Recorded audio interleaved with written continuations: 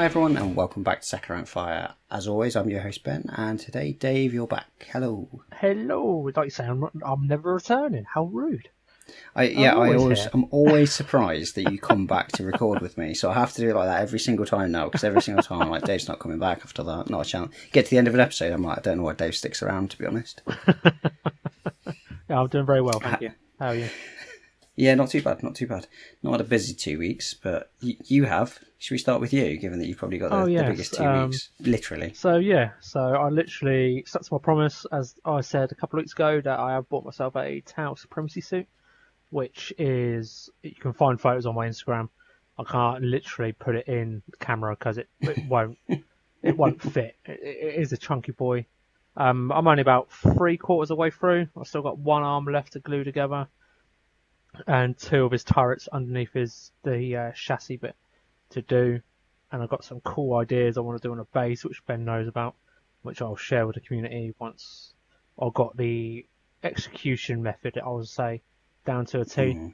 But I did do some stealth suits as well. I've just got to do the transition field stage of the white. I did the white on the texture paint, so I just got to add a bit of blue wash over it, which I use for my basing.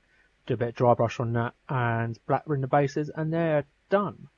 Not many miles away. I've got some marker drones which I've ordered off eBay, which I wasn't going to run, but then I read the rules properly.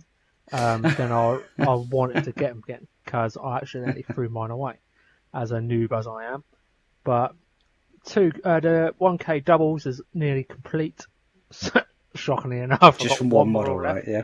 Yeah, which is like 90% of my army. But yeah, so I have glued the arms on. Unfortunately, I didn't want to tempt fate with losing magnets, and I know what people are like when they come to gaming tables. They will knock tables by mistake, and I don't want to cry and see a £400 model arms collapse off it. As I did go to Warhammer World on my birthday last week, which was cool to show my daughters all the cool stuff of, especially the dioramas, because it's always cool to see. They always change it every time I've been, because I had the new Istan 5 up there, the Salamanders, which was, it's alright. I'm not a big fan of Horus Heresy, if you have guessed by now. Where have you been? In a cave. But it was quite cool. The daughters loved it. I couldn't really gauge if they really enjoyed it much or what, but they seemed to enjoy it as a day out. I feel like they just enjoyed the 6-hour trip there and back again. You know, I didn't. I was knackered. But apart from that, so I got treated there by the girls. So I got a Ghost Kill and a Tau Commander, which is part of my 2K force, which is quite cool, and which now I have got most of my Tau force now, which I can't wait to see on the table field, because I've got pretty much one of every suit, going from the Supremacy suit, apart from the broadside, which I haven't got yet, which I may have to look into, trying to fit a broadside in. Then I've got, like, as I was saying, like in Pokemon, got to catch them all, right? Then that's the way it's got to go. But I was looking at the Tau Barracudas as well in Forge World. They were very cool, but I don't feel like I'll use them as much as I would probably use a Supremacy suit. But yeah, so I've been quite surprised how much I did in a week on the Supremacy suit. I've actually quite smashed it, even though it took me 4 hours to do the legs alone. Tried to repose it. I sort of regretted my decision to have it on like a hero rock, because it's got it looks cool though, to be fair. It does look cool. I think I have to do it, because when I was watching videos of it online, a lot of people had issue trying to find the balance of it, because it's quite almost like back heavy, if that makes sense. Yeah. It's like where the arms and shoulders are quite far back, and with depending on what armor, the weapon topper you've gone on the top. So I'm trying to make them lean forward a little bit, so it's like leaning into the step. And if you had it stand like normally, he's like overhanging. If you haven't seen the photos, quite a bit on both sides. So mine is a little bit overhanging on his like left foot, but I can sort of grasp with that rather than having both sides overhang. Because if you haven't built Tau battlesuits, trying to get as much movement on a circle point is quite hard, because it only can go so far, because it will naturally sit like a V shape, because that's where you got like the knee joint, the hip joints. But yeah, so I've done really well, I think. I'm glad I've added the extra crystals onto the cork, because that'll be mostly like the darker blue type glacier type look alike. And I think the purple and that with the little coolness I'm going to be adding in later on, which I probably won't start painting this fully until the end of the month, until I get everything built how I like it. Make sure, most importantly, I haven't missed. I don't mind a little bit of gaps, which I won't see, if that makes sense. But obviously, all those gaps I will try to clean up and make sure I scrape off like the super glue where my thumb accidentally stuck to the model, which is guaranteed to happen because I've all done it. And yeah, so then I can start cracking on with it. But I'll be breaking it down into 4 stages. So, 5 stages. So I'll paint the heads separately. So I want to see if I can do a different head colour, maybe like a red, maybe, or I may look at the colour wheel, or I may actually do a purple head or something. I don't know, because purple and orange work quite well together. It's just like the old transition stage where, in the hierarchy with the tail stuff, they usually have different colour heads and stuff like that. I didn't do it on Shadow Sun because I thought I'd keep it in with the stealth suit theme, where it's supposed to be like covert, you don't want to stand out and stuff like that. But with the Supremacy suit, battle suits, and the sergeants and Farsight, I'll try to do different head colour types. So it was almost like Blood Angels, like the different sides. Normal battle suits be standard orange as they are. But yeah, so then I've got the two sidearms, which are at the joint, which actually I'll show it now, sorry. So with the joint, I haven't glued them, so I'll dry brush them separately. Because where they've got like a socket joint, so I can just glue that and just stick it on. So I can actually dry brush properly. And yes, I will be doing it snap chop, which I will be taking my time and stuff like that. I feel like I probably will have to do an orange dry brush over the top just to sort of blend it all in, because of it's such quite a big model, but it's not much orange on it because it's more of a chassis type variant, like the legs and stuff, which will quite break it up. Then I've got the heavy railgun, which I'll do separately because it's such a cool weapon, and I want to make sure, especially like the channel wires, I want to make it more brighter rather than dark colours, because I want to do it like a purple colour, like a purple glow, that'd be really coming cool through the middle, Yeah. to break it up a bit. But yeah, so for my next 2 weeks, I'll probably do more Supremacy suits, finish my stealth suits off, and just get my Supremacy suits ready for priming. I'll probably want to get primed in 2 weeks, but I'll probably get it all built, go over, and assess. I'll probably get the basin done, get it all ready, so I can spray the base white, use the putty as best as I can as a canvas, then just go over the stuff that's black that I need to go over to slap chop again, which will be all the crystals. But so that'll be me. Base, finish the Supremacy suit, get the towel, that's stealth suit's done, and that'll be me for the next 2 weeks, and probably forever, to be honest. Sounds of it. It sounds like a mountain of a task. But how about you, Ben? So when you stop painting it, yeah, then I'll start crying. Yeah. How about yourself, Ben? By the sounds, you ever been up too much? No, not much. I've had a bit of a down week this week, so I went away for a long weekend in the middle. So I went away with my eldest, so didn't get much hobby done then. So I didn't stream on Sunday, for example. Did we manage to stream on when did we record last? 2 weeks ago. So I managed to get a couple of streams in there. So I've been managed to do that. So the Maw-Krusha I've got back out. I can't remember if I'd started it or not on the last one, but on the main body of the dragon, all the scales are now dry brushed. The teeth are basically the entire face is done. So the metallic rings on the face, all the bones on the face, stuff like that. I've done the bones going up the middle of the back. I've done the leather on the tail, so I've not done the legs, and then all of that's been washed, including the body, and then dry brush back over the body. So most of that's finished now. Just need to do the forelegs, which shouldn't take that long. I'll be able to do that in one session pretty quickly. Then I can get started on the wings and the rider, although I might get started on the mega boss sooner, just to break it up a little bit. That's been in terms of painting, that's been the main thing.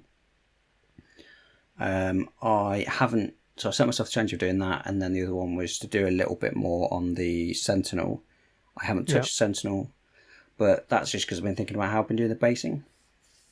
So I want to change up. So I think last time we spoke, I was going to say that I wanted to break it up and break the spear into 2 swords. Yeah. So the other thing that I wanted to do was make it a little bit more dynamic than just the standard like stepped pose. But what I'm going to do now is I'm going to have him sort of stepping down, and what I was kind of thinking about was what am I stepping him down from? So I love the idea of them being like Sentinel, it's in the name, but just being like statues. And so what I'm going to do is, if I push forward with the Cathay, I'm going to give them like foresty type bases. And so they're going to be stood on like a plinth that's just in the forest as like might be an altar that's going towards, or like a shrine that's going towards a bigger shrine or something like that. But the idea is that they're placed in there, they're stood on there, and then they've got like steps down them. They're going to have like little candles and stuff around it, and they're going to be stepping down from that as they've kind of been stood there Sentinel, nice. And now they're coming to life and they're going to walk down. The problem is they are about 1 million pieces.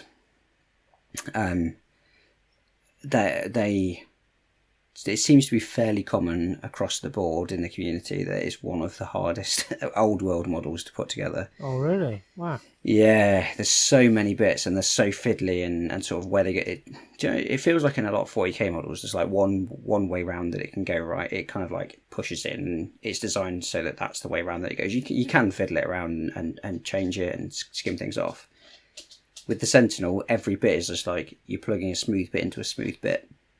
And just get kind of almost guessing how far it goes, where it goes, stuff like that. So it's not necessarily that obvious. I mean, for example, so what I've built so far is 1 foot up to the just below the knee. It took 14 pieces to do 1 foot and shin. That's insane. 14. Yeah.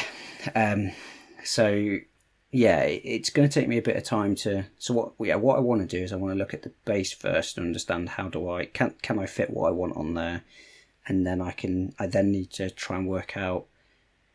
Basically, I need to build the bottom of the body in 3 bits. I need to build both feet / shins and then the middle bit, and work out how I'm going to do the bends in the legs.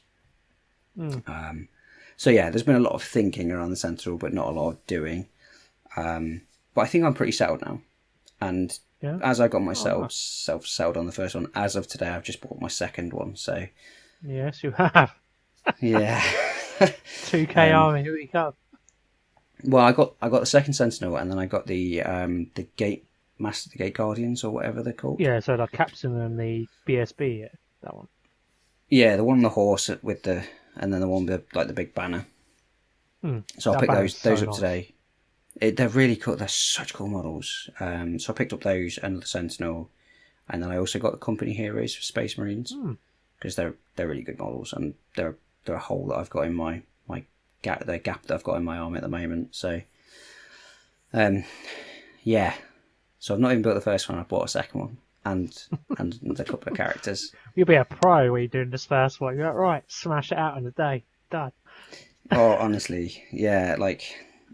Kieran from the Kieran Show, 40k for those on Instagram. He built 2 at the same time, and we were messaging about it. And like since he's finished it, he thinks they look fantastic, but he hated building them. Hated building them so much. Really? Is it the instructions are not clear, or what? The instructions are rubbish, and there is a really typical GW thing. If it goes like 1, 2, 4, 6, 7. And then, like, you're like, okay, so where's 8? Surely 8's going to be in that area. There's also, like, a 3 missing in there. And then 8's on a different sprue. And you're like, what? Why is this not here? Yeah, I can sort of see that. Because when you build stuff, you can, especially when you've got, like, a unit of 20, once you build, like, the first 10, you know off by heart. You go, right, this is, like, the first, like, say, as you said, like, 1 to 10 is the whole body. It's like, bosh.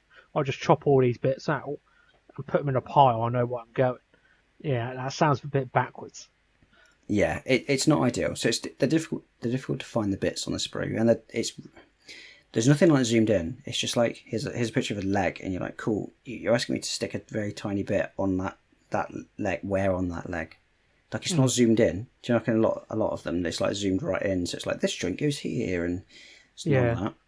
I can sort of vouch for you on that with the Supremacy suit. The instructions are they're not even numbered. I'm like looking at Vicky next to me. She goes, "You have to build all that." I was like, "Yeah, I'll have to do by visual. I can't." There's no number on it. I'm like, "Yeah, that looks about right." Just like put it to the picture. Yeah, at least they're numbered. They are numbered, so that there is at least that. Yeah. So that's really all that I've been doing the last 2 weeks is painting bone predominantly. The Maw Crusher, I've just been painting teeth. I've been painting spikes, which for those that watch me on stream, that Maw Crusher has bitten me God knows how many times. It's got like a massive underbite, right? And these teeth come up like this. So as I'm moving my hand around, because I've got a glove on, every single time it keeps like catching my glove on these teeth. And it hurts. Like the spikes on that Maw Crusher are horribly sharp. So I've been bitten by that Maw Crusher many, many times. So if you watch me on stream, you'll definitely see like it like rips my gloves apart as I've been trying to paint it. Oh dear. Yeah. So yeah, next 2 weeks I want to carry on with that Maw Crusher. I should be able to get the main body of it done. I should get a chunk of the wings done, and then I want to get started on the rider. I don't know whether or not I want to crack on with the Sentinel base. Yeah, I need because I now know what I want to do. I need to go and buy a load of stuff. So I probably won't be able to do anything, but I'll be able to buy the bits for it. So I could just make it all out of green stuff or milliput, but it's going to be horrendously heavy because it's going to be quite a thick shrine. Yeah. So I need to get some of that, like, do you know, the floral foam, the stuff you push. Flowers into. So I'm going to get some of that, and then I'm going to use green stuff milliput over the top of that and create. So the idea is it's going to be like brickwork up the side, and then it's going to have like the top of it's going to look like a compass. Mm-hmm. So yeah, it's going to be quite a decorative thing. It's going to have a step down, and then there's going to be like, I need to get in touch with Gatehouse Gaming, go and speak to Mike about, because he's got like loads of candles and like shrine bits. Yeah. So I'm going to get a load of those, stick those on around as they like people have come and I don't know, like dedicated things to it and given things over to it. So I'm going to get loads of those bits. So yeah, probably the next 2 weeks it's going to be going and buying bits to start putting that together. Once I've got the rough shape of it, I'll be able to then just carry on building, because I don't need to finish the base. I just need to get something so I can put the Sentinel on and wiggle legs around and work out what needs to stick with what and where gaps are. Because you can't commit building a lower half until you've got like the plinth of it ready, haven't you? Like roughly. Yeah. Then you can sort of like rejig it. Yeah. If you need to. Yeah, I'll get that. Yeah. Yeah, there's no like bits that you can sort of hang off one another to make it easier. Like I'm literally going to have to hold it in place and then probably put some glue on and hope that it sticks together, and then come back and put a bit more glue on and then go back with green stuff and fill in gaps and things like that. So it's going to be quite that sort of process with it, because the way that the model's designed. But I'm looking forward to it. So I thought about like the guard it's going to go into. So like I say, I'm going to put it into two swords. So it's going to have like a high and low guard as though it's like moving forward into battle. So I've thought a lot about it. So yeah, go away and buy some stuff to do that basing. Crack on with the Maw Crusher. The other thing that I want to do is finish building up the orcs required for the AOS Spearhead detachment. Because I'd like to get a game in. So if I can get them built and then primed. So I reckon if I can. That's the thing, to play a game, because I've never played AOS before, and I've heard Spearheads are supposed to be a really, really good version of it. So I want to get those built up. So I'll probably aim to build up, I don't know, probably like 10 odd boys, something like that. I should be able to do that in a session fairly easily. So that, from a building point of view, that's probably my main focus. So yeah, finish the main body of the Maw Crusher, build 10 odd boys, go away and buy some bits for the base for my Sentinels. Nice. That sounds like not a big mountain task, but try to get your mojo back going again. Start small, work your way up again. Yeah, it's getting into stream, like, because I'm doing it as part of streaming as well. So I procrastinate so much on Spirit, way more than I would. So normally I can sit and paint and just like put a video on the background or a podcast or whatever. Obviously streaming is a lot more interactive, which I've love it. It's like going and sitting with your mates and painting along with your mates. Like you're chatting away and stuff like that. So I'm a lot slower, but I think as I get into the flow of it a lot better, I'll kind of be able to multitask a lot more. Mm-hmm. So yeah, more streams as well. Nice. Sounds like a productive 2 weeks there planned, and just watch it crumble sideways. Yeah, something will happen. Yeah, something will happen. So I am on leave, like the week after next or something like that. Nice. Yeah, my eldest is finally finishing nursery and going to school, so taking a week off and gonna, preschool splurge. Gonna go and treat her and the youngest before she goes to school. So nice. You'd be rubbing your hands up. Right, one down. One more to go. I know, yeah. Maybe she'll start to sleep for once rather than waking up at 5 every day or something silly like that. Oh yeah, God, I remember those days. Yeah, I've still got the little one for that, so that's not going to change anytime soon. But yeah, should we move on to the topic of the week, which nobody knows what it is yet apart from us, right? Yes, so we had the lovely bunch of you guys to send us some subjects of questions or what you want us to chat about, and me and Ben had like a little chat a couple of days ago to talk about what we would want to talk about and pick stuff out the list. So what did we go for, Ben, in the end? So the question was part of a compound question, but we've decided to tackle it. There's a few that came out of it basically, but we've decided to tackle them all differently. So across a few episodes, you'll see more of these come out. But the first one we've gone with is the sort of question was the statement was big characters need to do more damage, and I think when you take that a step further, big characters need to have more of an impact on the game as it stands at the moment. Yeah, and yeah. Go on. I think we're going to say the same thing. But I feel like it will just go to too much Hero Hammer again, which we were in the past, which was fine back in those days, but I feel like it's just taking a step back. I feel like if they want to do like the big characters, it's trying to find the definition of a big character, because it's such a vast scope nowadays. Because you've got Angron, you've got Magnus, you've got Altarian. Would you class Magnus the Red as a combat character? I find him more of a caster type, shooty type. Is he good at combat? I don't really know. Even then, it's how much damage they could do, because I mean, this is the thing. We could. I think it's worth extending this beyond out just damage, but I mean, Magnus can hit pretty hard with a melee weapon, but in terms of his main output, like you say, he's more of a caster, the sort of range aspects, but he can put out a lot of damage from that side. The Lion can do a hell of a lot of damage if he gets in close, if he manages to. Guilliman can, maybe he's a little bit harder, but it's trying to find out definition. Is it just like name characters? So it doesn't matter if you're a big character, like physically model size. Say like Farsight, for example. It's really bizarre to have a combat Tau. Yeah. With no combat. His combat efficiency is not too bad. He's not brilliant. You know, I wouldn't want to get him in combat. You probably like send him in combat with like, I don't know, 4 Space Marines left, for example, just to sweep him up. You know, you won't see him charge into a big block of like aggressive 3-man where they just could potentially kill him in one hit because they've got power fists, for example.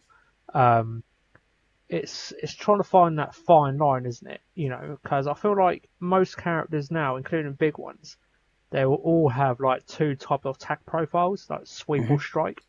Yep. And I feel like most of their sweep strikes are 1 damage, which is hinted in the name. It's sweep. You can envision like Sauron, like in the Last Alliance, like just sweeping his big weapon and just going for the masses. Doesn't really care where he's hit. Hence why it's only like 1 damage, probably -2 AP potentially on a good day. Something like that, yeah. In standard, like that. Yeah. And mostly, I think the strike, I feel like people sort of go for it regardless of what they're attacking is for the higher strength output rather than the damage output.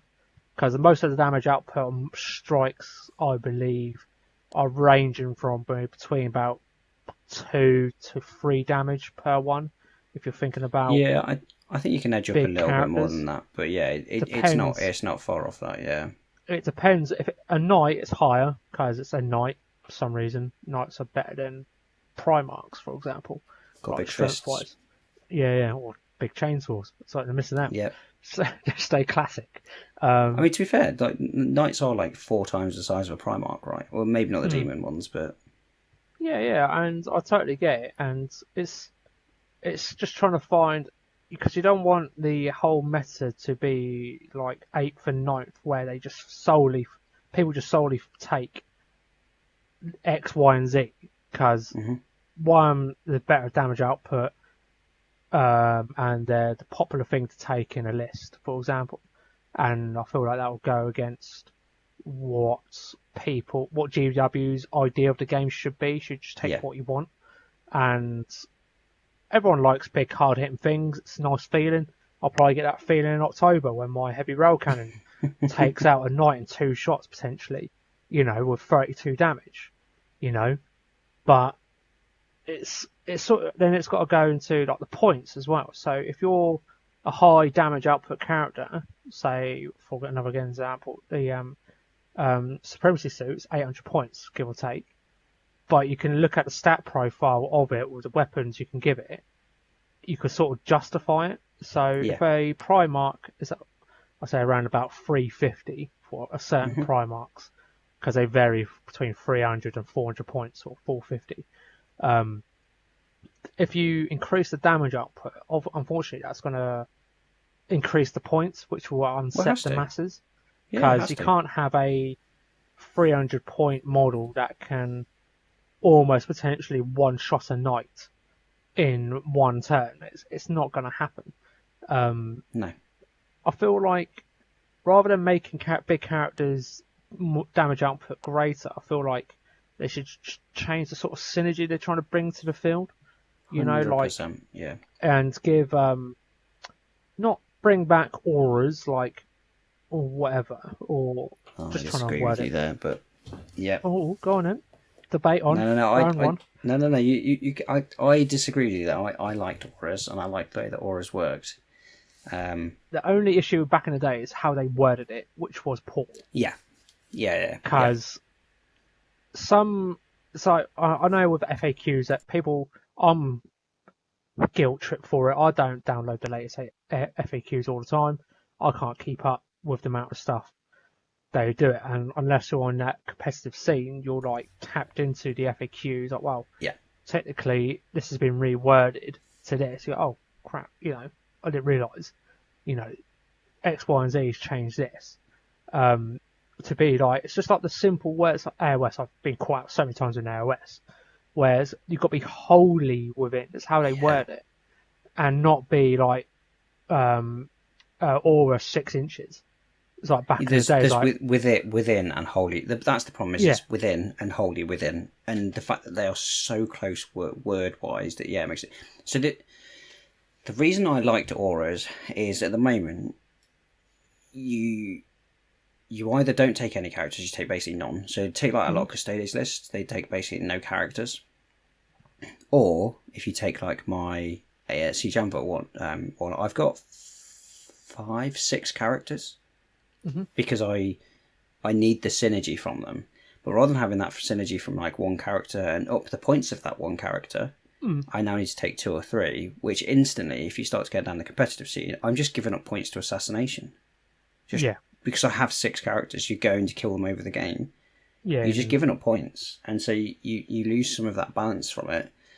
I get why they've had to move away from it, because obviously they've now created leaders, and they're trying to move away from the whole 7th edition Death Star thing of, I'm just going to put Guilliman and a captain in the middle of this blob, and this blob's going to go around together. So it allows those characters and those units to go off and do stuff. But like, I just think that it means that you're not getting that sort of epicness, if that makes sense. Like a character, like a captain, for example, should be inspiring those around him. If you take like a Space Marine captain, he should be like that inspirational leader, not just for the unit he's in, but for everyone around it. Like I'm still listening to Gaunt's Ghosts. I'm still going ahead with that. You take Gaunt, for example. He's got his own platoon or group that he's in, right? He's in his first squad. But that doesn't mean that he doesn't inspire all the other squads that are around him. Often he's taking his group into the fore, and he's inspiring those units around him to come forward. The way that it is at the moment just feels like, I can just ignore that captain. He doesn't matter. So I think there's a trade-off. Back to the original question. I think I agree with you. I don't think big characters need to do more damage. I think they do quite a good amount of damage. I think because of the way that they are at the moment, they've lost a lot of that impact on the game. I'll go back to a captain again.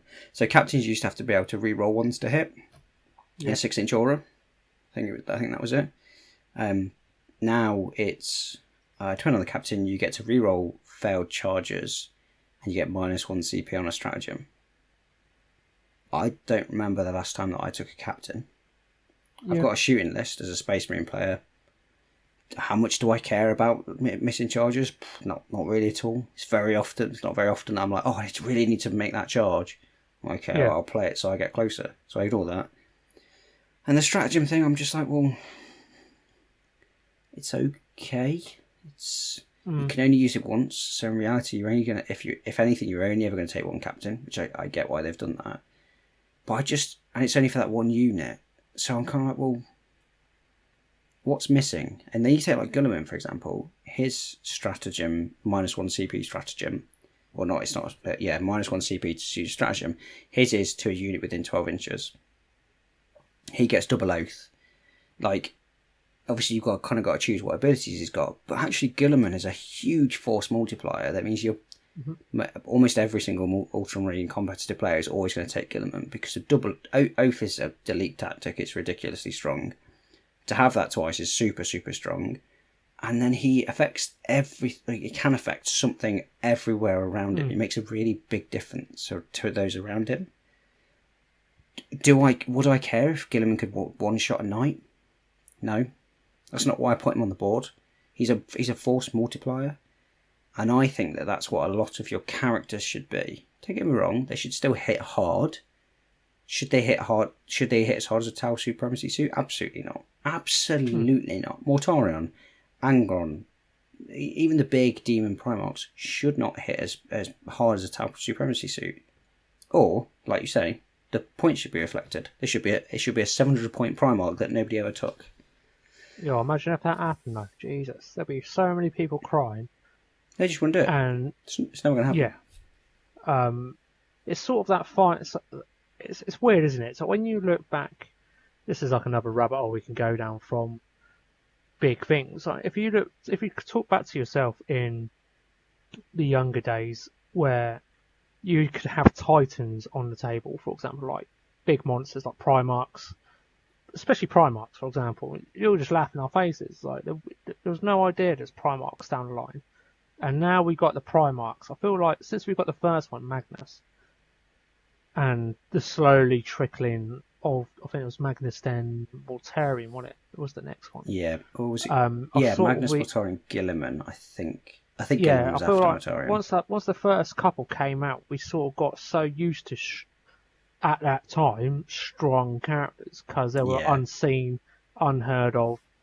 And I feel like now GW sort of taken away that strength behind those characters, which I'll agree with you. I feel like characters you're not behind a unit tax to add it to a unit. Like with your army, you've got 4 characters to make your army synergize well together. You're sort of I feel like heroes shouldn't be burdened for a unit tax to go with them. I feel like all characters, it's like AOS, for example. AOS is such a good example. It's just brilliant. Is heroes should be free running between stuff.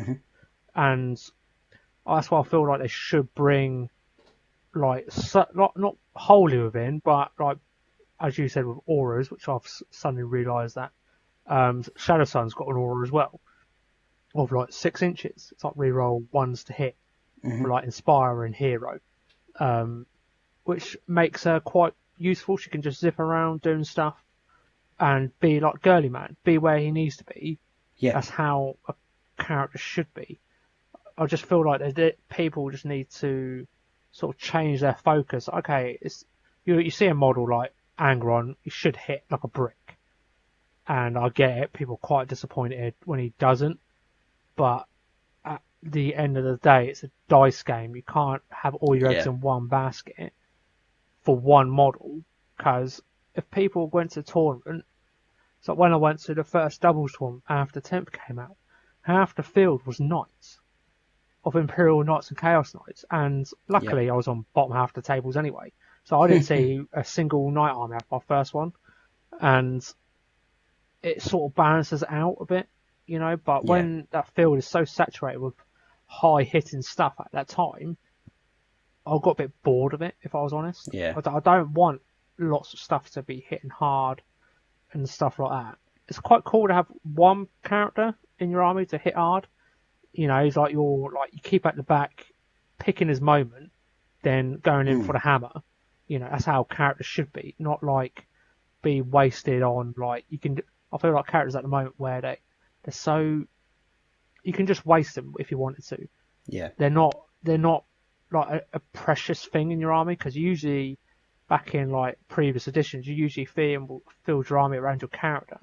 Because I remember in 3rd edition where I've always had a captain. You just put them a jump pack, power weapon, or lightning claws, for example. Those are the thing back in the day. You know, just like for the sheer amount of attacks you can pump out with a lightning claws. No, you don't see them anymore. You know, it's very weapon dependent on characters. You know, I think like the Void Dragon's quite an underdog now, I think. Because that's how the rules are written for that. Nightbringer, I think Nightbringer's pretty strong with its sweep, and it's just Necrons are just savage anyway. But rather than tweaking the characters having a big damage output, tweak the rules of what they give to the army. Like bring auras back in if you need to. You know, what about this, Dave? So while you've been talking, I had a thought. Obviously, when I talked about Guilliman, his stratagem thing was like pick a unit, and you could do that. What if they took characters out of units, and did it so that it's still basically you had to pick. So you had an aura, and you say choose one unit within X distance, so you can give them this rule. So it's like you take a captain, for example. So he's got the 2 rules, the -1 stratagem. You could give that the exact same thing as Guilliman. Maybe not 12 inches, maybe like within 6 inches. You can choose a unit and take one CP off the stratagem. And choose one unit within 6 inches, and for that turn, you give it reroll in charges, reroll failed charges. Yeah, that way, that could work. Yeah, because that way they're a lot more useful, because all of a sudden they're not tied to that one unit. When that one unit dies, you're like, cool, that character is pointless. Just throw him into the blender and they'll die, or they'll run them off into a corner. Like all of a sudden you go, oh, actually, if that unit's actually going to get wiped, I'll bring them back and I'll pull them into this unit, like around this unit, and give that. So rather than having that whole Death Star thing that they had, where they went, oh, I'm just going to put everything around this, and I'll put 6 units around my captain, because it means that all those 6 units are rerolling ones to shoot and stuff like that. Like all of a sudden it's like, well, actually one of those units is, so the other 5 can go off and do their own thing. It feels like you get a lot more synergy. Yeah, absolutely. It feels like why they said you don't actually need to assign them to a unit, but there's always that linchpin, like when we was chatting about it off air, where characters have like, say, is it lieutenants have sustained hits or lethals? I can't remember. Yeah, they get lethal hits when attached to the unit. The models within this unit get lethal hits. Did he forget he went to school and he could give lethal hits to himself? It's no. It's like a memory blank. He can only do it when he's got friends. If his friends on there, he's not confident enough. Yeah, he's just like, what? Which is my biggest bugbear with characters at the moment, where certain ones are not cool, but especially like the ones where you can reroll charges.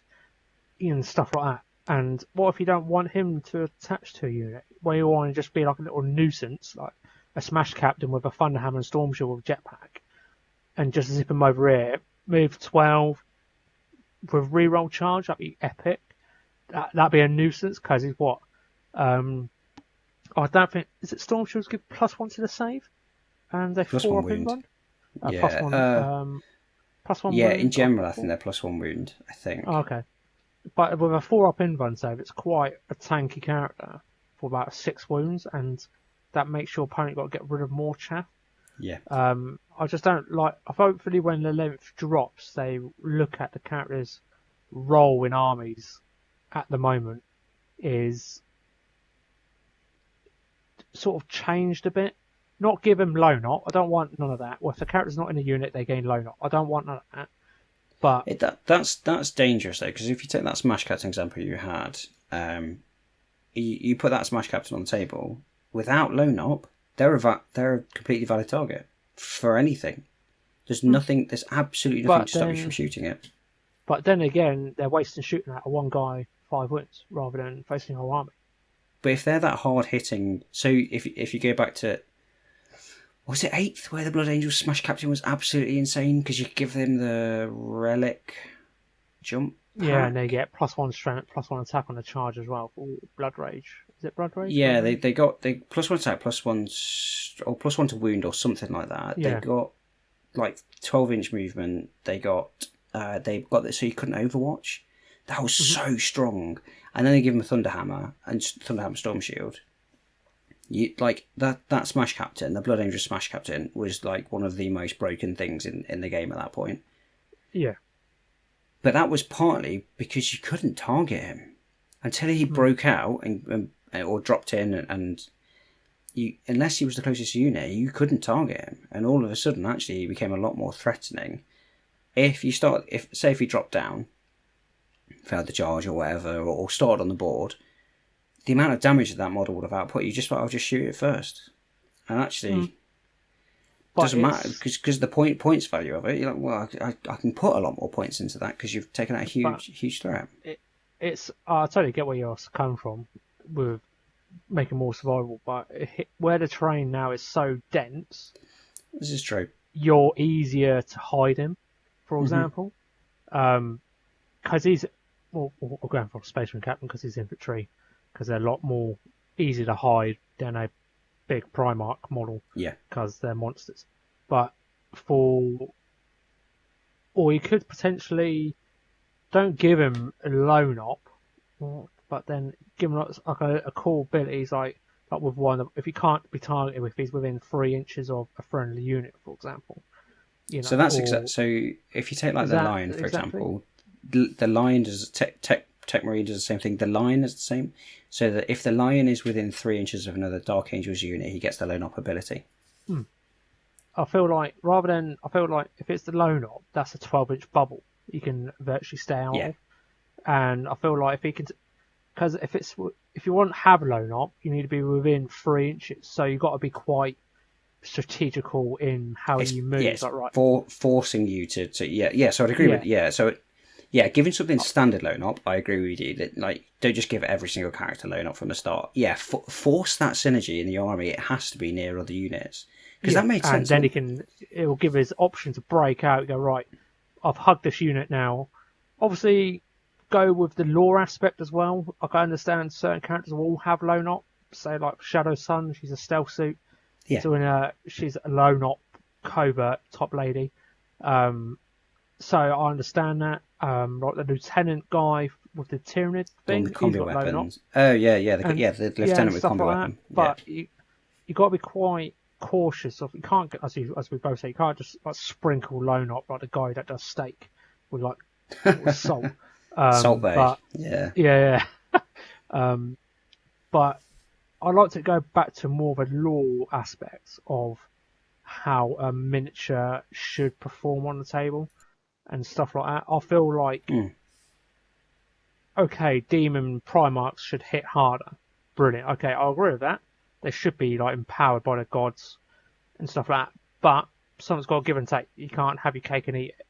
So if you want the hard hitting stuff, like Demon Primarchs or Supremacy suits, I wouldn't care if my suit went up to a K. I'll pay 1,000 points. You're paying the tax for it, so you understand the outcomes. So if me and you had a game, I knew I'd be investing a lot of points in one model, and it will show on the table with the number of models I've got on the table. Yeah. Compared to your side, so you're sort of paying it. So they could do it that way. To if they want to hit hard, increase the points. But don't give loan ops point to the for monsters. Point, isn't it? Like in theory, everything should be able to trade its points, and so should be points neutral, right? Yeah, and like so, AOS. Yeah, so everything should be able to kill what can kill it. Yeah. And so if loads of people, Angron's the prime example. It's like, oh, Angron should just be able to walk in and just take out like every infantry on the board. You're like, yeah, well, fine, but I've also paid like 800 points for all my infantry. So if Angron can legitimately take that 800 points without being threatened, it should be more than 800 points. Otherwise, it's not. Otherwise, it's not point equal. You're creating a massive sway towards that one model by having those lower points. Like all of a sudden, I'm like, well, I'm not going to take my infantry because I know you're just going to take that one model who's really point efficient. It sort of changes the fluidity of the games now, doesn't it? I've never seen, apart from Guard or Nids or Orcs or whatever, heavy infantry army. I could put my hand on my heart with my Guard army. I haven't had a single infantry unit in my Guard army. You have got 60 horses though, Dave. At this point, horses are your infantry. Let's be honest. Yeah. But hypothetically speaking, I'm saying people won't take. When you look at a game or vision the broad spectrum of the games, there you're almost guaranteed to play a demon army, or especially knights, for example. Chaos Knights are quite strong at the moment with their list from what I've heard. And in your head is like, why would I waste my time painting 50 guys? Why they just get like backhanded off the table? Yeah, I just paint up 4 tanks. Yeah, and I'll just go. Actually, I can just bring the big guns, and I can paint 4 tanks and be done with it. You know, it's an expensive hobby, and people don't want to be disheartened when they take a lot of models off. And I feel like that's why we'll never see him 40k with high damage stuff that splashes over. In AOS, it splashes over. So if a giant, one of those gargants, charges a blob of 20 goblins, for example, he can literally potentially kill every single one with 5 attacks if it does like 5 damage, and somehow he hits all 5, wins all 5, and they fail their rend, that's 20 goblins dead, which you can sort of envision it, because it'll come in swinging his like chain with a rock on and just go nuts, you know. But he'll be pointed to that. I feel like, I think you're right. I think you were spot on. AOS will point it. Yeah. You know, and AOS is a good, say, sibling system, I'll say, because the 40k is the parent, I would say, of what gave birth to 40 AOS eventually. Yeah. It gave the foundations of it, then it evolved from it. I don't want it to be like for like, you know, like, so everyone's got these massive armies now and go, well, you can't use none of it now. And you've got like a 250 point unit, battlesuit unit, for 3 guys. Because the damage output equals the point value. Yeah. And people will get salty. Unfortunately, it's in 40k always gets salty. Because I don't feel like you see it as much in AOS. Because I feel like where their army sizes are quite small in a way. They can be, they certainly can be by comparison, yeah. Eventually my soul block, when I eventually get round to it. So I want to have a direwolf army and stuff like that with like the theme characters and stuff. I think it was like 20 direwolves, it's like 300 points. You know, it was a bit of a pill to swallow when I saw it. You know, and I'm like, how does that counteract? But then again, with the rules that they have and the other synergy that the auras that the other characters give off to help them, it sort of balances it out in a way. Especially big monsters. I feel like they've got monsters down to a T in AOS. because they are threatening and they're quite terrifying when they hit, with their special rampage rules and stuff like that to give it flavour. I just don't feel like they will change 40k that much, because where 40k is such a vast system now, that's a lot of data sheets to amend, where AOS was quite small from the start and it grew. So it's going to be tough for when the 11th comes to adjust how people think, because people don't like change. It's the humanity in us. No one likes change, especially 40k players. No offense, 40k players. And I'm sorry if we upset people in that way, but it is tough, because I don't envy the rules team trying to work out the solution, because I dread what goes in their board meetings and go, well, you can't have that because that will upset like 50% of our sales, or whatever, because imagine if you went, right, the community wants the big things hit harder, like monsters, like any type of monster, etc., and I guarantee you that the products people buy of those will drop, because the efficiency won't be there, or the points will take their fun out of the army, like the synergy and stuff like that. But you've got to give and take with big characters to hit stuff, and other stuff like auras, which I feel like big characters should have, not just for hitting hard, because you pay a lot of money for this one model.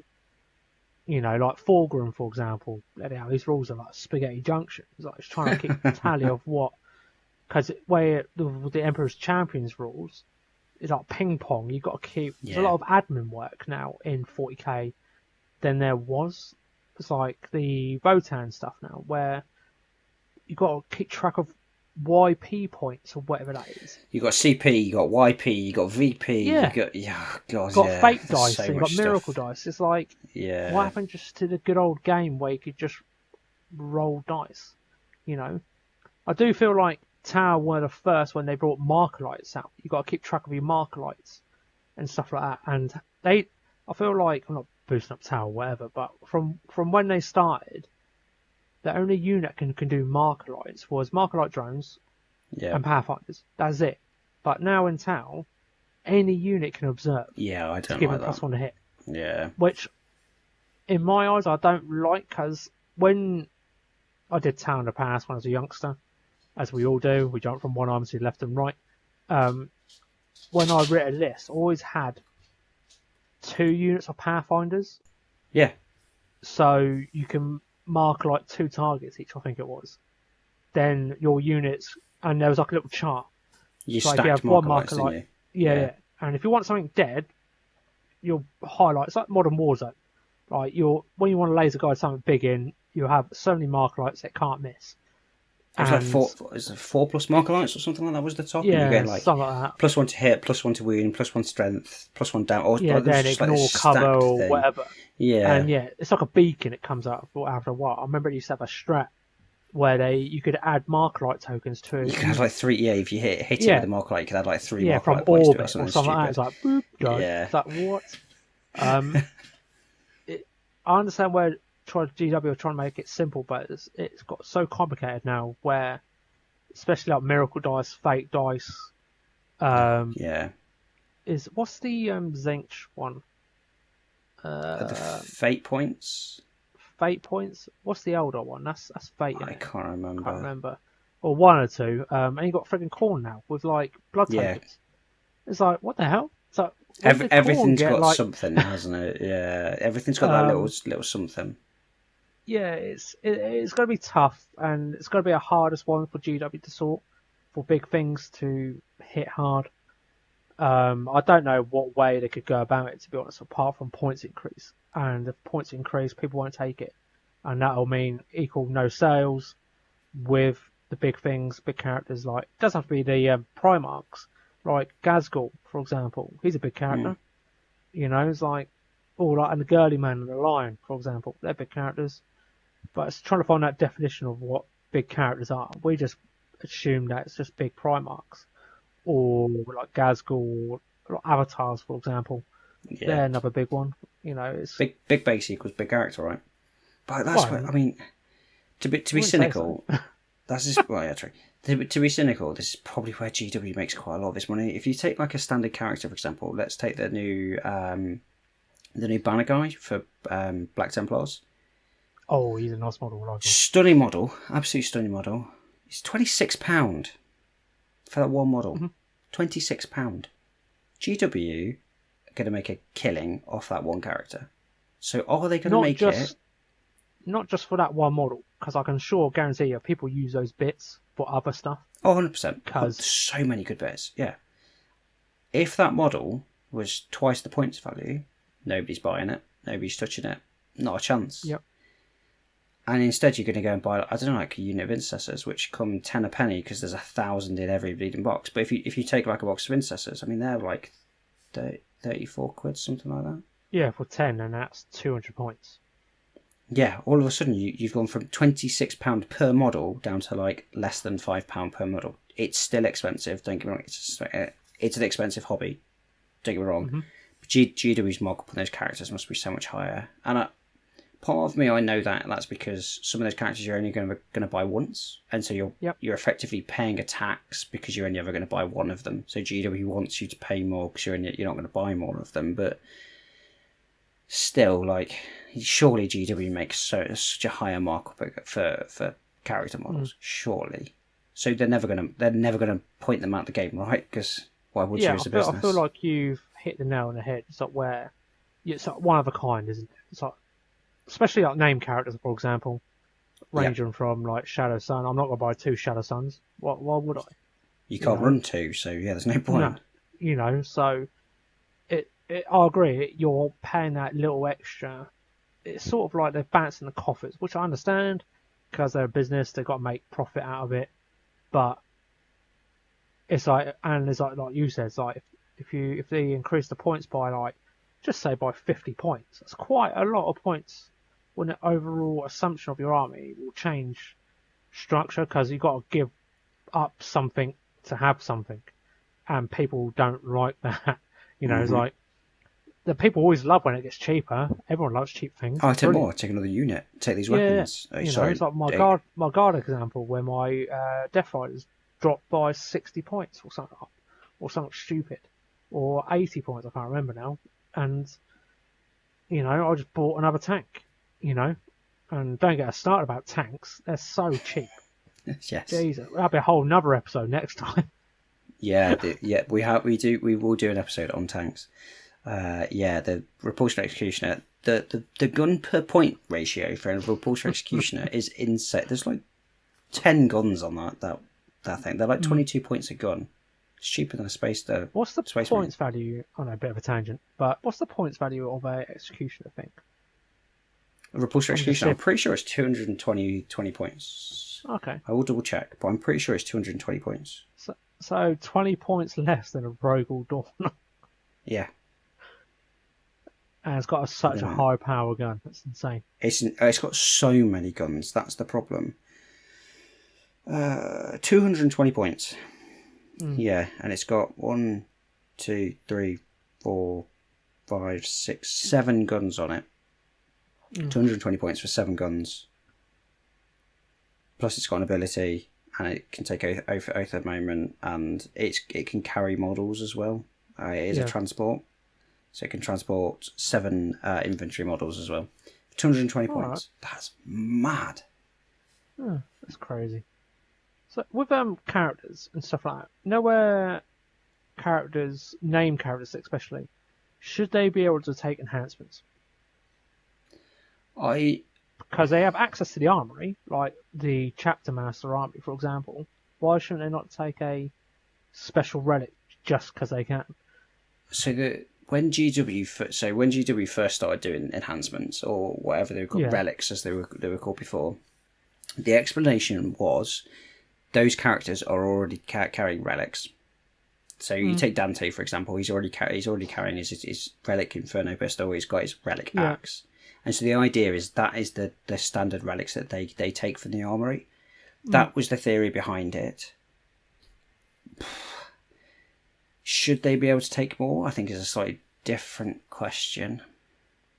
It's a difficult question because it could make some characters really overpowered because of the synergies that you get. It doesn't have to be your weapons, for example. It could be like an AOS. You can take like an amulet or something to give you +1 wound, +1 wounds to your profile to make it more tankier. Or if it's like a I don't know, battle suit, for example, like Farsight could take I don't know if he has a 2-up save anyway, or give him like a 2-up save, or Feel No Pain, or something like that. Just a bit more survivability, because I feel like most characters will have a 4-up invuln save if you're not Nurgle, when you've got lots of Feel No Pain.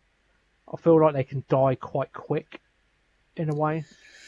Yeah, I think it isn't necessarily the issue to do with saves. It's when you start to get other synergies in there. So if you take my examples aren't fantastic. If you take the Lion, for example, there's a Deathwing enhancement, which means you can deep strike them in turn 1. Mm-hmm. And so all of a sudden you've got a deep striking Lion in turn 1, which is pretty pretty strong. Because all of a sudden you've got a whole extra turn of the Lion being right in your face, which is terrifying. Or you could take, I don't know enough about the other enhancements for other armies, but Guilliman could all of a sudden start taking enhancements, and so you could put the there is an enhancement in Siege Anvil, which means that a character can get up after dying. So you put that in Guilliman, so Guilliman can get up twice a game all of a sudden. So yeah, I if they did it, they would either have to limit which enhancements they could take, or they'd have to really think a lot harder about the rules, because taking a lot of these enhancements on generic characters can turn them into chapter masquerade. To take like a Captain Terminator armor, and he takes the Deathwing relic, which means that they can deep strike on turn 1. Effectively, he's becoming like a Captain Plus. He's almost becoming like a pseudo chapter master, and so he's becoming a lot closer to maybe he's coming closer to Belial in terms of that character. So that's the way I think about it. It's like a lot of these characters have been around for a long time. These enhancements are like an inherent ability that they've developed over time, whereas those named characters, they have those extra abilities, they have those extra things, which means that that's just who they are. Like, it's tied inherently to them. So yeah, I think putting enhancements on named characters, could be quite difficult. If they were as simple as getting +1 to wound, +1 to hit, or whatever, I think it'd be a lot easier. But I think because of the level of enhancement that some of them can give, it could create some quite overpowered units. Yeah, it makes sense now. Just out of thought, that's all, because it's like no way you look at characters like more lower down characters like lieutenants, like apothecary biologists and stuff like that. In my hearts of hearts, where I feel like the wounds profile of lower characters like captains and below and stuff like that are too low, if that makes sense. Like they're only like 5 wounds, aren't they? Because it's like when you look at when it just takes like 5 lucky guys to take into a captain, and it's like really, because it's supposed to be a great hero of whatever. It doesn't matter if you're Marines or not. Like it could be any character, like a war boss, for example, or something like that. I feel like characters should be upped in wounds. Then again, it will go up in points. So it's a catch-22, which I'll be happy to pay for if my characters are a bit more, not tankier per se, like better save or better like Feel No Pain. I don't want none of that. Just more wound tankability, if that makes sense. It's going back to that points trade. For me, every unit, every character should be able to be points neutral. I.e., it should be able to kill the same thing that would kill them. Yeah. And so it could be that 5 lucky guys shoot into it, but if those five guys cost the same as that one character, you kind of like, well, actually, there's a points neutrality there, and so that's okay. If you up that wounds, you up those points, you make it tankier, and so it's taking 6 or 7 guys. 6 or 7 guys should be points neutral. Yeah, so absolutely. Yeah. I think the problem it's the problem that's been flown down for a long time. You hear around the community all the time is the fact that the tabletop doesn't match the lore. It's exactly that. Like a Space Marine captain should almost walk through a guard platoon and just waste everybody. Las shots shouldn't be able to do any. Like literally, you like. What was I reading? Oh, I was listening to the Gaunt's Ghost thing where a Chaos Space Marine was getting shot with like auto rifles. They literally were doing nothing. They just bounced off the armor. You couldn't do that on the tabletop because you need to factor in those lucky shots and things like that. But it all comes back to the fact that it's a D6 game. I think that's my opinion on it. A D6 game limits how far. Like worst case, you're always going to wound 1 in 6. If that toughness is double the strength, you're still going to be able to wound that 1 in 6. If all of a sudden you move to a D12 game and actually you say actually it took you a 10 plus, obviously that's still 1 in 6, but now you can move to 11 or 12, so a 1 in 12 chance. You can't get that in. You can't get that in the current game of Warhammer. Your worst odds are 1 in 6, right? Yeah. And so by moving to a D12, D18, D20, whatever you choose, you can reduce those odds and make it a lot harder. That's why games like, I mean, it's D&D a prime example, but other games where you've got like the Warhammer versions of D&D and stuff like that, they're a lot closer to the lore because they're based off different odds. And so you can play that D20 game and actually, all of a sudden, a Space Marine captain can do it on a 3+ on a D20, whereas a standard Space Marine may be able to do it on a 6+ or something like that. You could never do that on a D6. There's just not. You could do it if you did it for a very specific army. You just said, "Oh, just Space Marines. Here's your D6 for just Space Marines." But the problem is you're putting that D6 against like a Guard D6 or a Tau D6, where all of a sudden you're saying, "Well, actually, Tau hit on I think 4s in combat." Yeah, hit on 4s. Yeah. So Space Marines hit on 3s. And you go, but a Space Marine compared to a Tau Fire Warrior. So a Tau Fire Warrior is nearly as proficient to hit somebody as a Space Marine, right? Yeah. So you're like, what is that absolute god? And then you look at their strength, and it's probably, I assume, a Tau's strength in combat is probably 3. A Space Marine's is 4. And you kind of like, that. There's not enough disparity between a Tau Fire Warrior and a Space Marine. Yeah, I can sort of see that. In a way, yeah, because this is why I keep vouching for how AOS is. It's so simplistic, more simplistic than 40k is. Yeah, it is, you know, because you have like your melee profile, like what you have now, melee profile. So it's got to be okay. Marines are universal; they should be good at everything. They're born and raised from birth, pretty much, or as a child, to be killing machines. So then this should be the whole title of the show. Points should be increased. Yeah. But you'll have less of them. Be.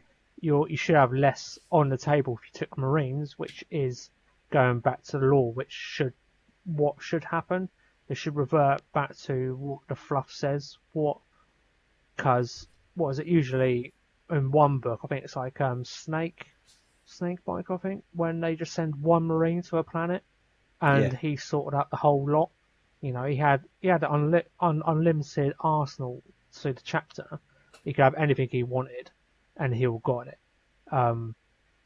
You know, it's like it just going scales of the law. It's like you have to sit back and pretty much rewrite the whole 40k rules for it. It's like a battlesuit should be able not fully take on a Space Marine, for example, but it should not be as worse or slightly worse than a Space Marine, but not as worse as a Tau Fire Warrior.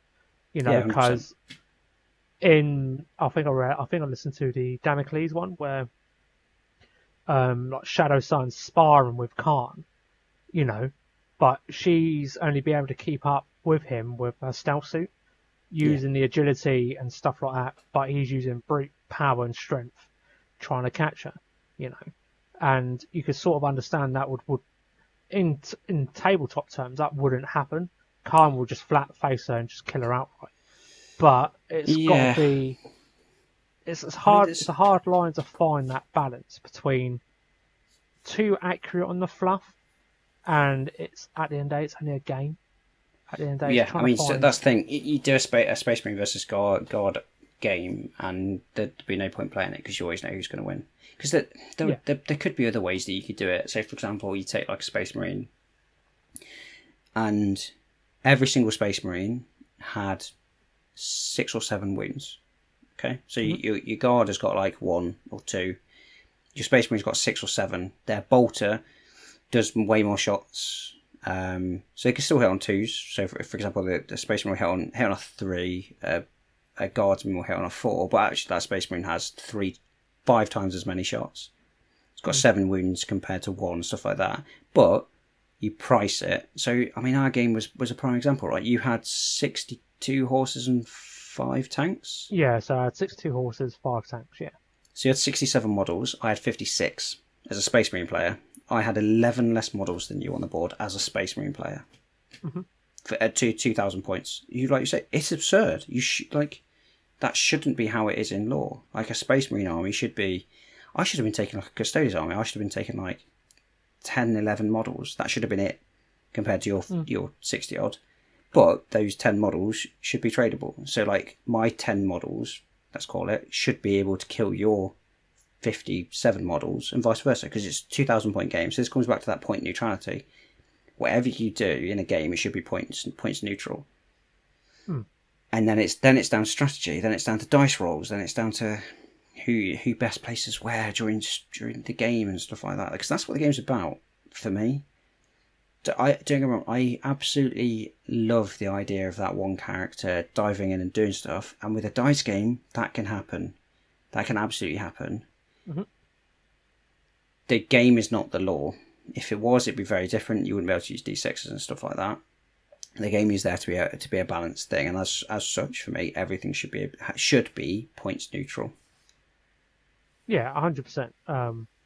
Because I don't know about you, that when I've played games, especially Warhammer Fantasy Battles, or in my head, I always go like, right, my, say, dwarf, for example, like, say, 200 points, always trying to make sure in my head that my dwarf unit kills equal or more than what its points value is. Then, because in my head, I know it doesn't work now because it's not on points anymore. Like, when you score your like conditions of the game, or in my head, like, if I can kill something that's equal higher, I'm happy with it. Yeah. It's like in 40k at the moment, where the system's changed so much, especially scoring points now, where it's missions, which I love, which I hope they don't get rid of, which I don't think they will, because I it's would be quite surprised. popular. Yeah.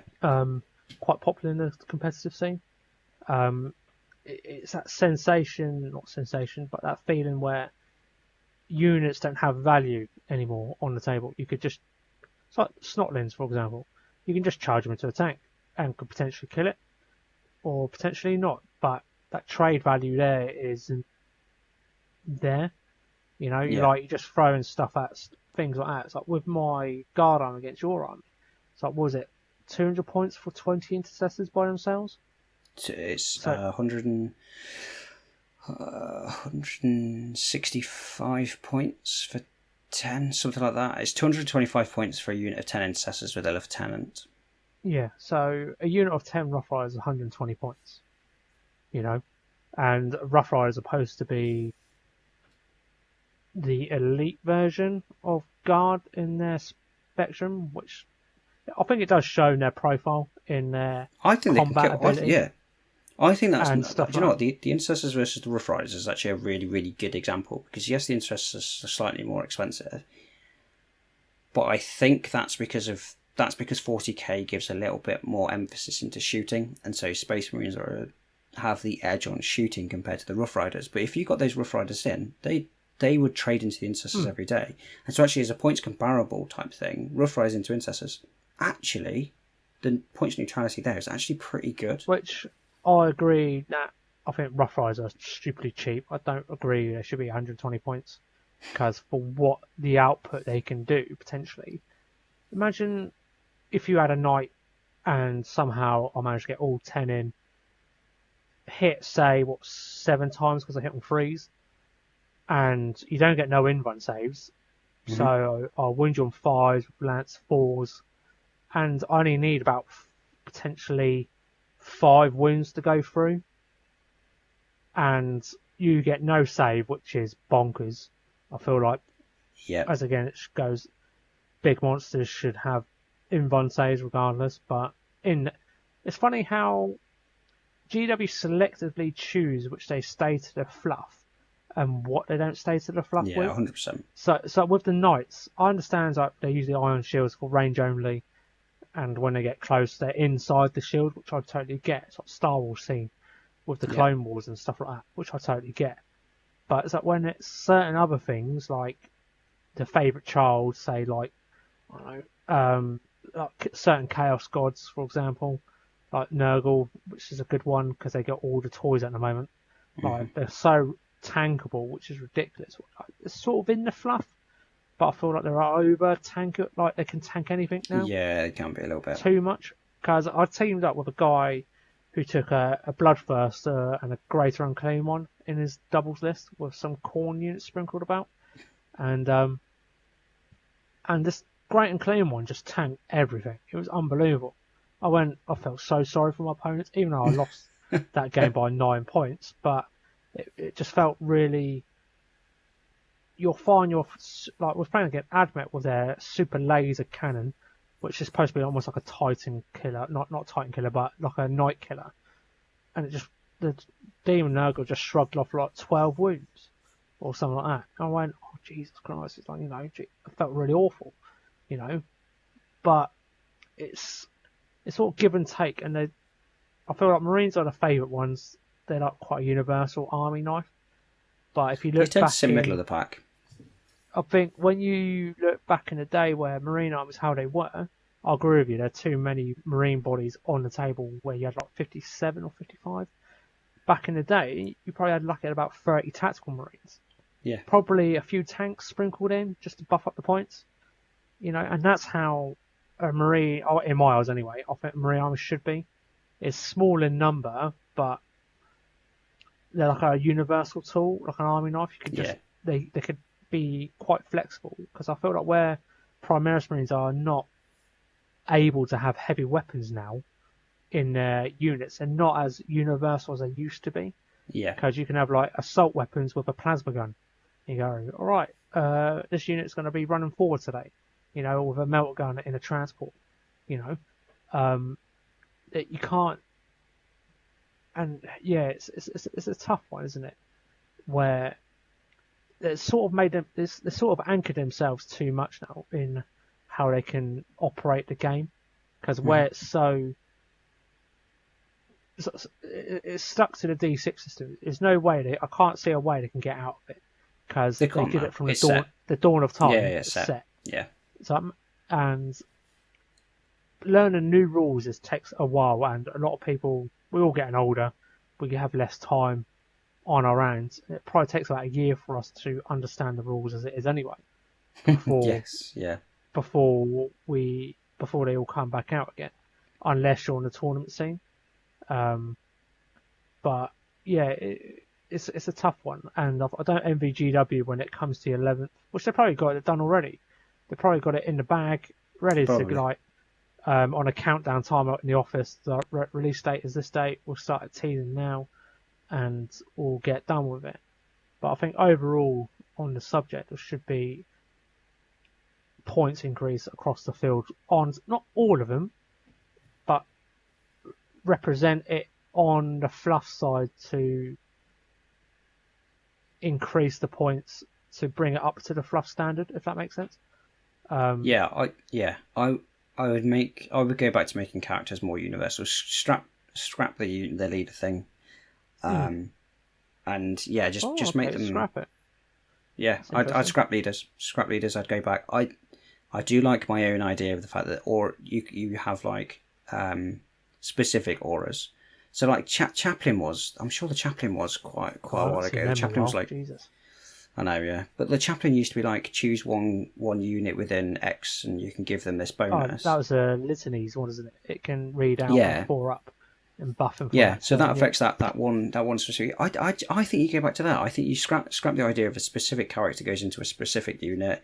You have it so they've got auras, but the auras are targetable auras, so they don't just affect everything. All of a sudden, characters become way more useful. They increase your army synergy massively, increase the points value because at the moment they're pointed to affecting a specific unit and not being able to be used elsewhere. So you would do that. I think it's going to be way more law equivalent, where those even not necessarily big characters, captains, lieutenants, ancients. Like an ancient is like, it just like when you hear about the stories about an ancient being there with the banner and everything like that, it invigorates everybody around them to do better. Right now, he's like, ooh, you can see my banner, but I'm not part of your team, so sorry, you need to look away. Yeah, you can't look at my please. banner. Look in that corner. Yeah, don't look at my banner. You're not allowed. You're not in my particular team. Are you a blade guard? No. No, you're not this one blade. You're not one of my 3 blade guard. Therefore, I can't help you. This banner doesn't matter to you anymore. I hate that. So yeah, for me, scrap leaders, get rid of them. I like your idea of you having like targeted loan up. So it's not, you don't just put it to every character. You have it like that character has to be within 3. Put it to 2. Put it to 2 inches. They have to be within 2 inches of another unit. Like really drive it so that they have to be part of a coherent force. Because yeah, right now, for me, it's not about characters not hitting hard enough. I think there's plenty of characters that can hit really hard.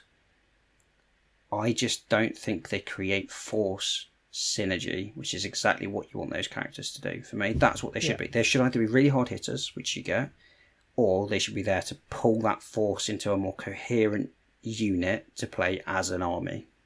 Yeah, and it'd be interesting to see. Overnight, you'll see the different lists coming of how it will give flavour to the force as well. Because when you look at a force, you go, oh, look, I remember when command squads were a thing back in the day. You know, you had a banner, apothecary, a random tech marine, and a command squad. It's like this tech marine's like, I'm so lost. It's like, so what am I doing? Where's the vehicle? Why am I here? Yeah. Where's the grease? Yeah. And when you had like unit champions and stuff like that, just it's. I think at the moment 40k is just missing the flavour. It's missing something, and give more flavour to characters, not by just pumping up the hit, how hard they hit. There's other ways to make it flavourful in fluff. Because I'm sure, hopefully, all these people that listen to us ramble on for like coming up to an hour and 20 minutes at the moment. In that they want to stick to the fluff, and we all love the fluff, and we all get disappointed, I think, when we read a book or we have an envision in our head how a book got to us. Oh yeah, I'm going to get Farsight on the table. He's on a wreck face, and he gets twatted by a random like a unit of Gretchens or something. Like what? How does that happen? You know? One lone aggressor punches Farsight off the table. You're like, what? You know, but yeah. So I feel like give them. I completely agree with you.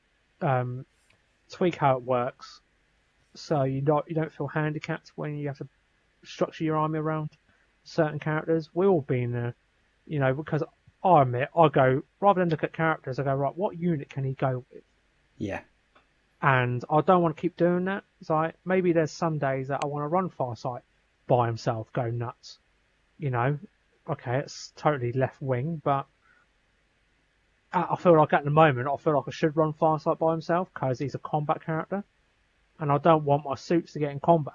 So there's no reason, you know. But then your Farsight's going to get shot off the table immediately. Like that's the thing. If you came to me and you had your Tau army and you had Farsight, you're like, oh, I'm not going to put him there every day. I'm like, okay, so he's not got loan up. He's right. not I'm going to see if I can find him. I'm just going to shoot. I'm just going to shoot him because why would I not? Like, so done.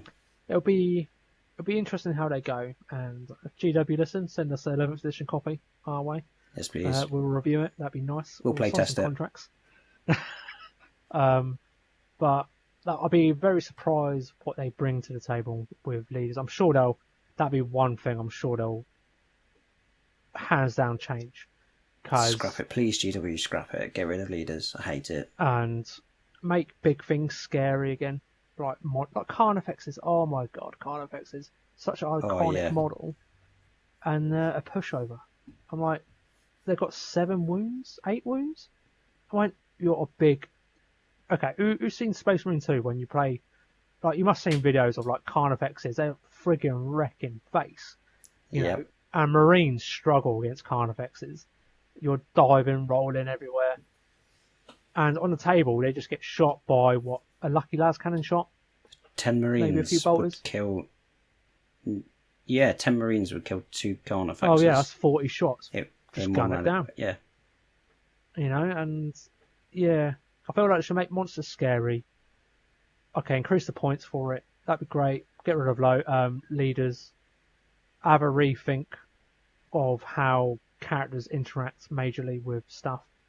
And GW, just take a page out of AOS's book. Give stuff auras. Not broken auras. Just say Yeah. they've got to be wholly within, like, to keep that, like, knit synergy. So they've got to stay Yeah. close to the character. Yeah. Because AOS does that quite a lot, where you have, for the first few turns, you have a bubble, like a blob, going forward. Then all of a sudden, that blob breaks off. They do their own thing. And that's how it should be. Yeah, you don't daisy chain it back for the entire game. Like, oh my god, the amount of times I've seen in a competitive game, you just get like these long strings of things. And you're Yeah, like, I'm technically stop clipping it. this ejectives up, mate. Do one. Yeah, great. Okay, thanks. Yeah. Yeah, so yeah, it's got to be interesting, and I feel like we both sort of came to the same conclusion on a few things, which is quite interesting because it's like, especially I didn't think of like what you said with the leaders, just have like within like loan up within like 3 inches or 2 inches or whatever. I mean, and yeah, give them it's that synergies. targeted auras. That was the thing that broke. For me, it kind of broke eighth and ninth a little bit getting towards the back end of it. It's just how strong some of those characters were, where they were just like, you've got the 6-inch bubble, because that was where you got so much daisy chain, just so like one, you were a speck within Yeah. that 6 inches. That one guy is within 6, so Oh. the whole conga line got it. Yeah, those 20 models for the rest of the conga line got it. Yeah, scrap that. No daisy chain and get rid of that. Have targeted auras. Yeah, loan out. Really drive it home. So you've got to force that. I really like the idea of wholly within, and you're forcing them. You're forcing it to be a coherent unit without forcing somebody to pay a tax to have that character in the unit. Yeah, and I feel like it gives monsters free reign as well, like big monsters, because they won't sit back and huddle. No. Because I think most of, again, in AOS is mostly affecting like cavalry and infantry. Okay, there's a few little sprinkle characters here and there, like in the Soulbrights, where it affects monsters. But monsters you can easily fit within 6 inches, or 12 inches, or whatever the range it is. But trying to fit like 40 guys, for example, like in your army at the moment, like 30 intercessors in a bubble, that's going to be quite hard for you to get wholly within. Probably get about 20 in. That's about it. But then you're hindering yourself because you have to put the unit in a circle flower pattern shape in a way. Yeah, you're losing range and all sorts. Yeah, loads are going to set outside rapid fire range. It would affect so many of the rules. And I think it'll give it that extra layer, you know, and make characters more special again. That's what I like to see. Yeah. Everyone likes running a character, especially name ones, like regardless of who it is, like Nightbringer or like the Primarchs or whatever. You know, hopefully make people take characters more, because I feel like there's a trend at the moment where there's same characters are in tournaments and stuff like that. Okay, they've got the new Votan stuff coming out, so there'll be the new kids on the block. Everyone's testing them, see what their characters But you lose are points. Like. You lose points for taking characters. Like, everyone just takes assassin. Like, did I say it before or during? My Siege Anvil list has got 6 characters in. I give up Assassinate every single game. Cheap characters. Yeah. Easy win on Assassinate. Whereas that Assassinate used to be a lot harder to do. Yeah, you just need to kill at least just one, or if you somehow kill them all, you know. It's like, if fortunate, that's the only mission you can get away with if your girly man's the only one alive, and they've got to kill him. That's the only saving grace you'll have from that mission, you know. But 99% of the time, Girly Man won't get close. He's No. just there for a buff support unit.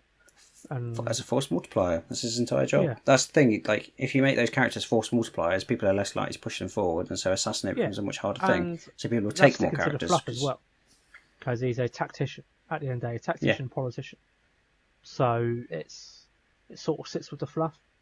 But it'll be interesting to see in the long run, because I feel like GW is steering away from the fluff a bit now.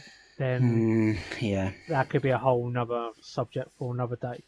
But I feel like they're not sticking to the lore as much as they used to. But yeah, I don't want to go down that rabbit hole for tonight because it's getting pretty late. It's already getting late, yeah. But I think we've come to a fairly good conclusion. It was good to talk it through, because obviously when I first started, I was like, characters don't need to hit harder, you can kind of just leave them as they are. But the more we talked through it, the more I was like, actually, you could do this, this, and this with them. And I think you could do a lot more with characters. Yeah. So I feel like we branched off quite nicely. I think hopefully, I know the guy as well, Connor, who lives somewhere near me. And yeah, hopefully he'll probably send me a message later when it drops out. So I should get some feedback, hopefully, on that one. So that'd be quite cool. Yeah, obviously, if you're listening and or watching, and you've got different thoughts, or you agree or disagree, just drop some comments. It'd be good. On it. We're just two people. Yeah, we just won't bite. We not too hard anyway. But we're two people out of the thousands of people that play the game. Like, our opinions on it can maybe be completely different to others. Like, if you've got a different opinion, please tell us it. Like, we're both quite open minded. We both came into this in relatively different positions. So, and that's the thing about the hobby. So when we like to think we're not always right, we're not always right, because if we're always according to my right, wife, I'm never right. So yeah, I can't really say much, but she's sitting there next to me. But yeah, on that note, we'll leave it to it. So, do you want to talk about what's happening in the next episode? Yeah, so next episode, this is one that I've been excited for quite a long time. So we've got Em coming on. So yes, for those that so many people listening will know her. So she's one half of Sisters of Eldar. She's also got Eldar XRM on Instagram. The stuff that her and Lucy do in terms of empowering women within Warhammer, they've done so much since coming into the hobby. So I've been chatting with them for quite a long time, basically since I started coming in. I know that she listens to the podcast, so she'll be coming on in 2 weeks. So the Monday before this episode comes out, I'll probably have already put the Instagram post out. So if you listen to this episode and you've not seen that Instagram post from me, either poke me and Dave to say, where the hell is this? I want to ask them some questions, or check out our profiles and I'll make sure it's on there. So come and give us some questions for Em. She's one of the most lovely human beings in the world. She's very open to questions. She's really, really good at sort of empowering people to do better in the hobby. So it's going to be a real pleasure to have her on. So we're going to chat all about things women in Warhammer and how we improve equality in the hobby and why equality is so important. Oh, absolutely. We've just got people in the community that push little toy soldiers around. So there should be no animosity at all. We're all on the same page. And as you said, Em's done some cracking stuff, which we'll all hear about in a couple of weeks while we'll chat away, waffle on about hobby and stuff. And that'd be awesome. Have you got something else to say, Ben? You're quite smirkily red over there. Oh yeah, I've got my new top on. Yeah, I have. Yeah, so Gambit Gaming have released my top, so I've got my nice new shiny top on. So I'll put a link to it down below. You can go and get yourself one of this. It's not just in this beautiful shiny red that I picked. Comes in different colours. It does. You've got white, black, navy blue, this red, dark green as well. So if you're a Dark Angels player and you want this beautiful logo on your Dark Angels colour, it comes in that colour as well. So I'll drop a link in the description and stuff like that. Go and check it out. You can get your own first rank war gaming tops. They're so comfy. James has done such a lovely job. He's done such a great job. Yeah, thanks for the plug there, Dave. Thank you for that, because I would have definitely forgotten at this point. But yeah, whatever. Yeah, it's lovely. This is the first time I watched specifically for this episode, because I'm I got it, and I've just been waiting to wear it. I had to show it to Dave. It's like a little kid on Christmas Day. I am. I got it just before I went away with my oldest, and so it's been sat at my house for like 5 days, ready for me to wear, and I've not been able to wear it. And I was like, no, I'm going to save it, and I'll wear it during the podcast, and that'll be the first time that I wear it. So here you go, Dave. Nice. Here's it's our first outing, just for you. I'll take my cut later. Yeah, you're the first person to see this. Actually, this isn't even been on Instagram yet, so you are. You're the lucky, first guys. person. You didn't see him rubbing himself with it. He got quite excited. I got very excited about having it. Yeah, I'm very excited. Anyway, Let's do an outro, Dave. Yeah, obviously, thank you everybody for joining us again. It's a real pleasure.